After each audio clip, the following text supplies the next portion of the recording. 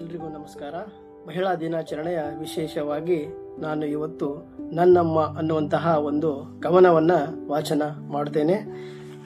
ಹೆಜ್ಜೆ ಗುರುತಿನ ಸಾಲು ಅಂತಕ್ಕಂಥ ಒಂದು ಈ ಕವನ ಸಂಕಲನವನ್ನ ನಾನೇ ಬರೆದಿದ್ದು. ಈ ಒಂದು ಪುಸ್ತಕದಿಂದ ನನ್ನಮ್ಮ ಅನ್ನುವ ಒಂದು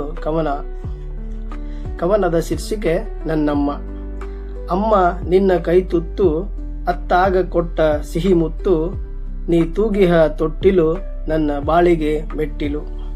ಒಂದಾನೊಂದು ಅಮೃತಗಳಿಗೆ ಓಡಿ ಬರುವೆ ನಿನ್ನ ಬಳಿಗೆ, ನಾ ಮಗುವಾಗಿರಲು ನೀ ಕಾವಲುಗಾರಳು. ಅಳಲು ನಗಲು ಸಾವಿರ ಮಂದಿ, ಅತ್ತಾಗ ಅಳುವ ನಕ್ಕಾಗ ನಗುವ, ನನ್ನಮ್ಮ ಎಂದೆಂದಿಗೂ ನೀ ನನಗೆ ಸ್ಫೂರ್ತಿ. ಅಮ್ಮ ನಿನಗೆ ನೀನೇ ಸಾಟಿ, ಕರುಳ ಕುಡಿಗಳ ಮೇಟಿ, ನೀನೇ ಧನ ಕನಕ ಕೊನೆ ತನಕ.